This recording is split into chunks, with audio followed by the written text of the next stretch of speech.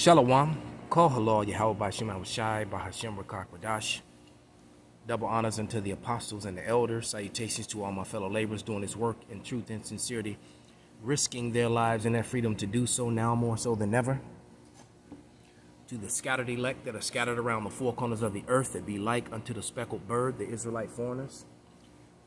And to the Akwaf that are listening and learning, to you I say Shalom. This is your brother MALCHAAMAH from the branch of the Great Millstone here in Chicago, coming at you with another lesson. And today we're going to go into some history, and we're going to start with the book From Babylon to Timbuktu by Rudolph R. Windsor. Okay, so I'm going to go to page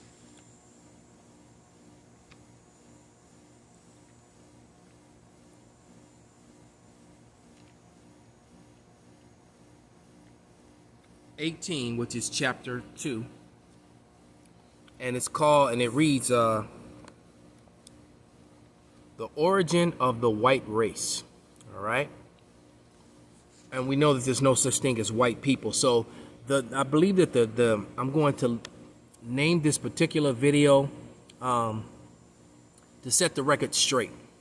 All right, because I don't know if Rudolph R. Windsor, he was a great historian, and he did a great work with this book.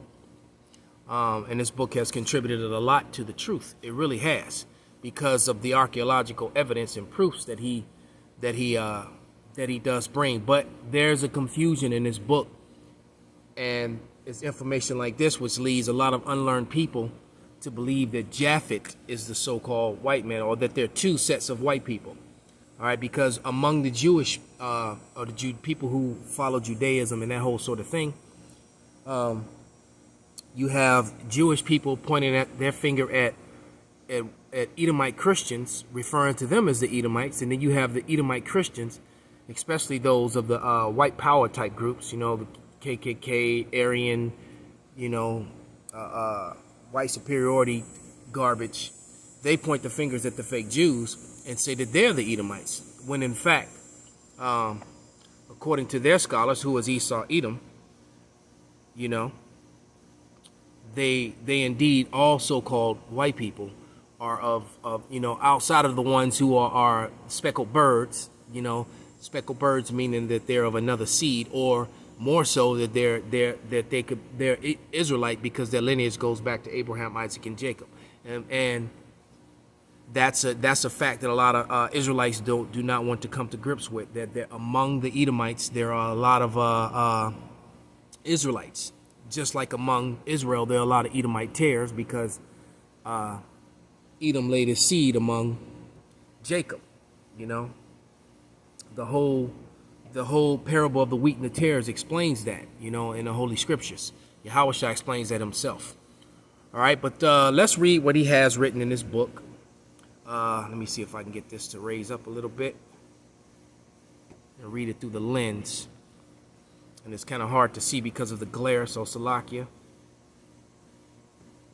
There it goes. It says, the origin of the white race, Shemites, Hamites, and Japhites, and not Caucasoid, Mongoloid, or Negroid.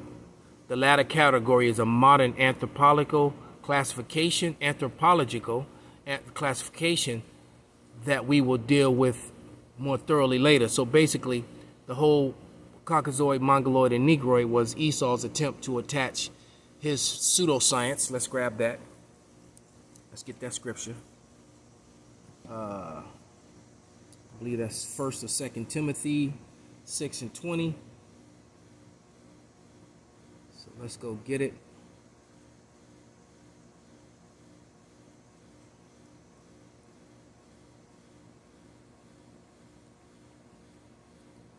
First Timothy, 6 and 20. And it reads, O Timothy, keep that which is committed to thy trust, avoiding profane and vain babblings and oppositions of science falsely so called. So they use a false pseudoscience, a false science which is connected to white superiority. And they've taught that in their universities and their schools for hundreds of years now. That came about in the late 1600s and really flourished in the 1700s. When they came up with that category white in 1681, and which happened in Virginia. and you could check out the research of Dr. Jacqueline Badalora, Dr. Robin DeAngelo, and the historian Theodore Allen to go further into that information. But that's pretty much factual information for anyone who wants to try and argue it. It's documented now that that it was in Virginia in 1681 when that label white got placed upon a group of humanity, which is the Edomites. So they hid behind that title white, and they've been hiding behind it ever since. And it goes to show you that they're still following that pseudoscience and that lie today with their job applications and their race classifications that they use unto this day. All right, but then let's go down to here. It says, the third classification of mankind was the Japhites, from Japeth, whose youngest son, Noah, the offspring of Japhet, occupied the isles of the Gentiles, the shore territories of the Mediterranean Sea in Europe, parts of Asia Minor, whence they dispersed northward, the entire continent of Europe, and a great part of Asia. And that is so true. But what they don't talk about or consider to this day is the fact that Esau, Edom, took that over, and you can get that account in the first Maccabees. First Maccabee, the first chapter, and let's get that. It says, First Maccabee 1:1, and it happened that after Alexander, the son of Philip the Macedonian, who came out of the land of Kittim, had smitten Darius, the king of the Persians and the Medes, who were brown-skinned people, by the way. Japhet was, or is, they're still here. Had smitten Darius and the kings of Persia and the Medes, so you know they were brown-skinned, that he reigned in his stead the first over Greece. So in his stead, his race. So in Alexander can be traced back to the Amalekites. And the Amalekites are indeed the sons of Edom, the grandson of Edom, and the chief house of Edom to this day. And the reason you know that they're still around is because the Lord said, Yahweh said he would have war with Amalek from generation to generation. All right? Let's see if we can find that.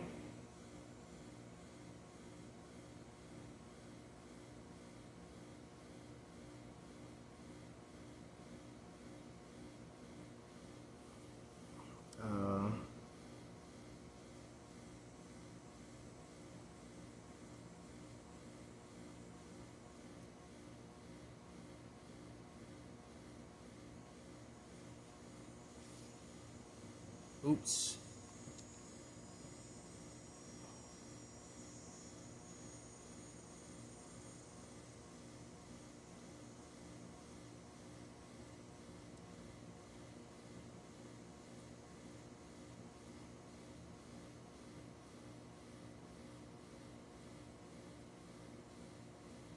Salakia.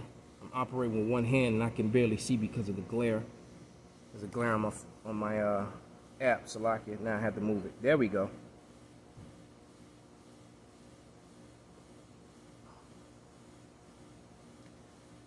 Okay, there. This is Exodus 17 and 16. It says, for he said, because Yahweh hath sworn that Yahweh will have war with Amalek from generation to generation. And then, you know, you got the scripture in Ecclesiastes that said there is no end to none of the people.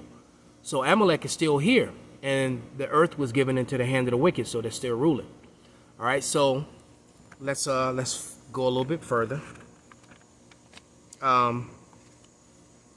Here on page 20, it reads, the ancient people did not classify races according to skin color, like modern nations of Europe and America. The ancients, including the Greeks and Romans, identified people according to their national or tribal names. They used names as Visigoths, Vandals, Saxons, Ethiopians, Carthaginians, Jews, Arabs, Persians, Babylonians, and Ethiopians. And all those are, and so that would be misinformation because all those races that he just named have biblical names. All right? And so they weren't using it. They started reclassifying people. And yeah, this color thing came along later on. That part is true. But people were still using their biblical names. But you got, matter of fact, let's grab a scripture just to substantiate what I'm saying. how every time Esau got into power, he would change the names. You know how it says he hijacks people's their land, their heritage, etc. What we're looking for, Psalms.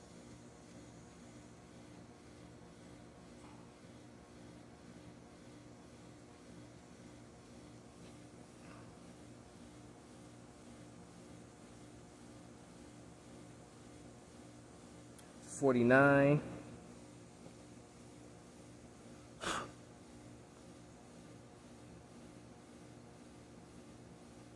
and 11. All right, and it reads, their inward thoughts is that their houses shall continue forever, and their dwelling places to all generations. They call their lands after their own names. So this is what Edom did.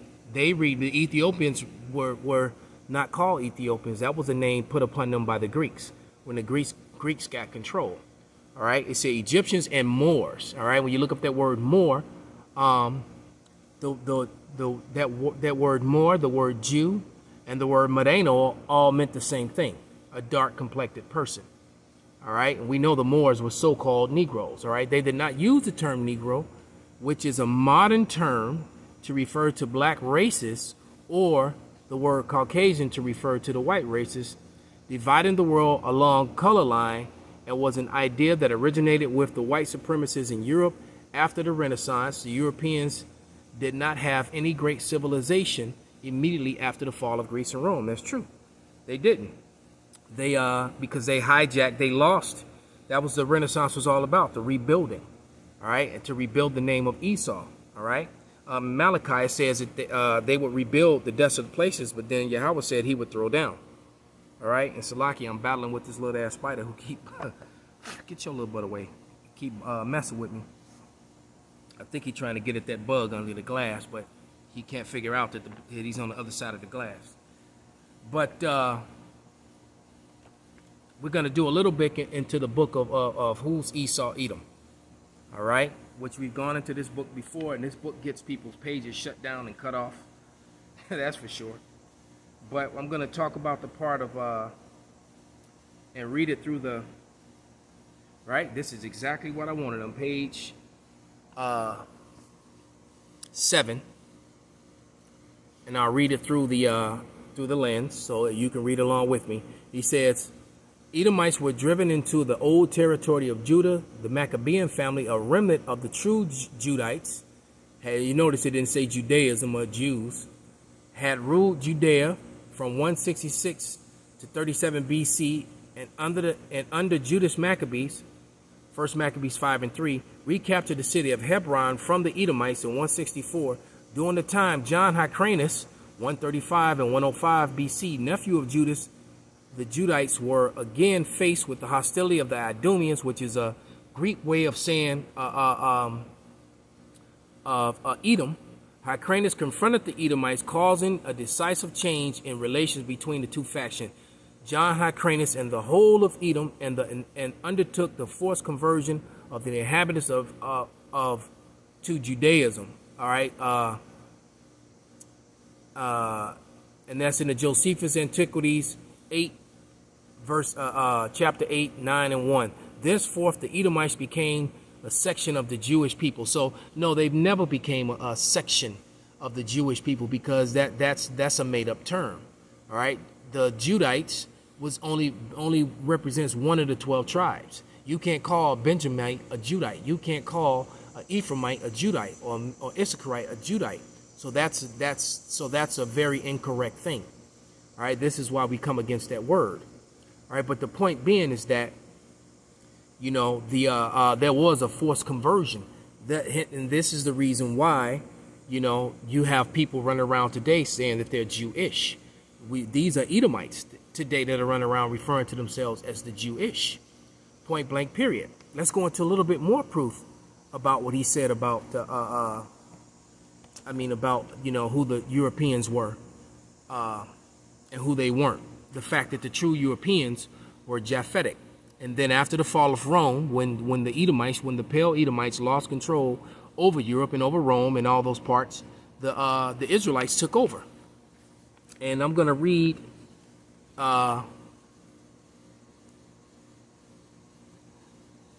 This page here, and maybe just a couple of the things on this page. You know, I don't really need to go through this book, but this is the book, the Negro Question, Part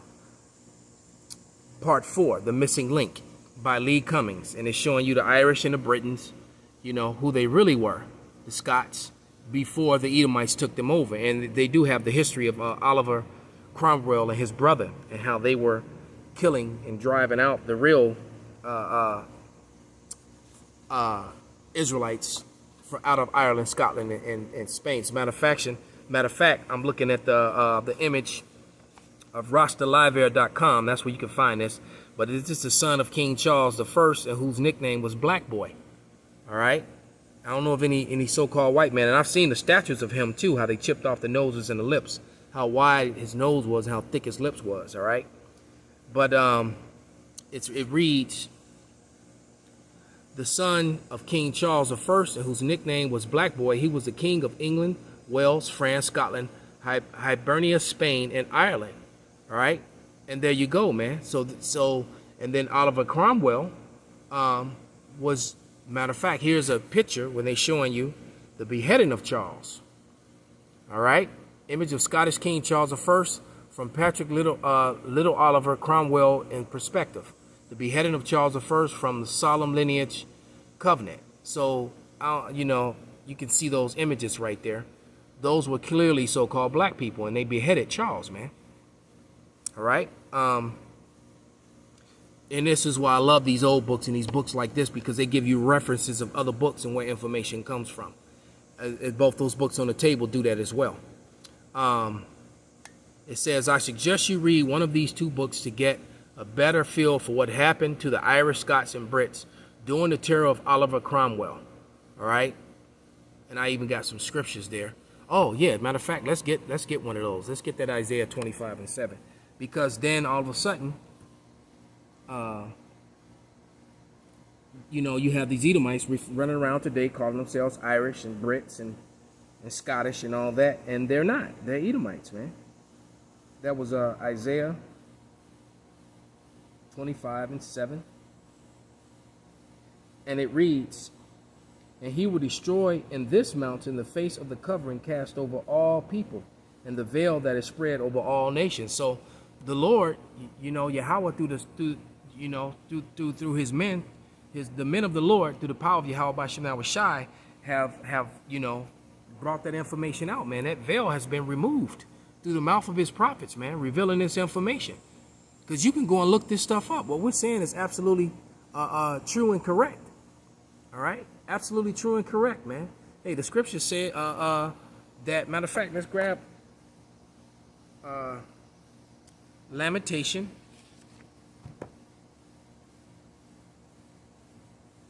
4:8. All right? One of my favorite scriptures, because it's point blank period, man. This says their visage, meaning when you look at them, their visage, when you're looking at them, is blacker than a coal. They are not known in the streets. So people don't know the so-called Negro as a Jew, you know. And this is referring to the southern kingdom. As a matter of fact, this is referring to all Israel at this time, because at this time, all Israel was together. The northern kingdom, I don't believe it had been separated yet. I think that happened later. You know, that happened in the book of no, I could be wrong. That happened in, yeah, the northern kingdom was gone already. No. This was when, no, I take that back. This is when, actually, I just have to go back and read it. I don't want to misquote.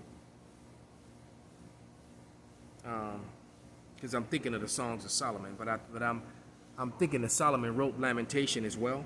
But nevertheless, you know, the Judah, Benjamin, and Levi were clearly the darker of the tribes today. So this is speaking about, you know, them. All right, it says, their visage is blacker than a coal. They are not known in the streets. Their skin cleaveth to their bones. It is withered. It has become like a stick.